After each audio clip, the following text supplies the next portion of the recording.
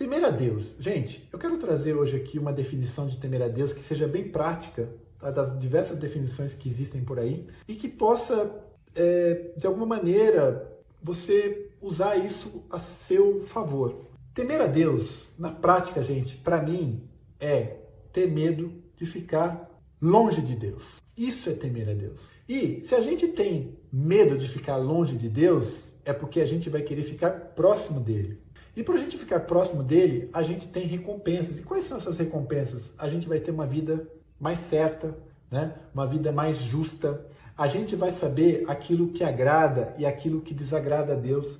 Não significa que temer a Deus você não vai ter problemas. Não significa que você não vai cair. Sim, você vai cair, mas você vai cair, você vai se levantar e você vai aprender. E depois você vai cair de novo, vai se levantar, vai se aprender. Então, está dizendo que a gente vai viver um ciclo? Não. Por estarmos com Deus, por mais que a gente caia, a gente não vive um ciclo, gente. A gente vive uma espiral. Porque a cada queda, a gente se levanta mais forte.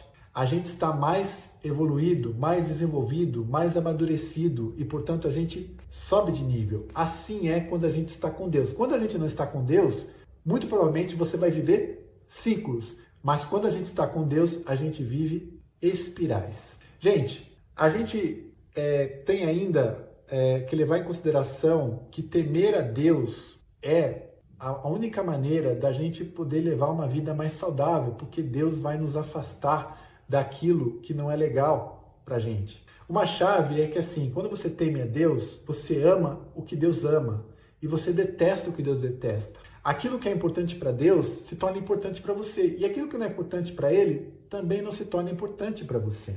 E aqui eu quero deixar uma reflexão que é uma opinião minha em relação a Jesus quando estava lá no Getsemane.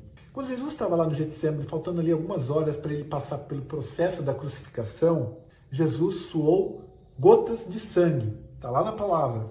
E aí algumas pessoas interpretam isso, Jesus suou gotas de sangue porque ele estava prevendo o sofrimento que ele ia passar nas próximas horas, e era um sofrimento muito pesado, né? Ele ia receber chicotadas, ele ia receber pregos na sua pele,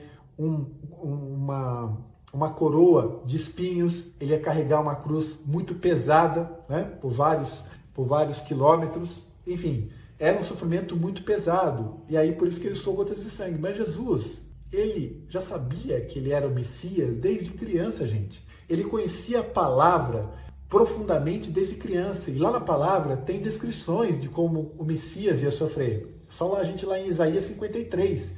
Então Jesus conhecia esse sofrimento, já de muito tempo antes. Então ele não suou, na minha leitura, gotas de sangue por causa disso daí. Ele suou gotas de sangue porque ele estava com medo de que ele ia ficar longe de Deus. E era um medo muito grande, porque durante o processo de crucificação, Deus se silenciou, Deus se afastou dele. Tanto é que ele fala, né, Pai, por que me abandonaste? Ele sentiu um abandono de Deus. Na verdade, Deus não o havia abandonado. Ele tinha que passar por isso. Mas ele se sentiu abandonado. Então, isso levou ele a suar gotas de sangue. Tamanho o medo que ele ficou de ficar longe de Deus, tamanha a temência que ele tinha a esse nosso Deus. Então, o que eu quero deixar aqui de reflexão, gente, é que temer a Deus é ter medo de ficar longe de Deus. Então, o que eu quero recomendar para você é que não fique longe de Deus, porque ficar longe de Deus não vai te trazer benefícios, recompensas para a sua vida e vai te dificultar muito você viver uma vida realmente saudável em todas as suas áreas.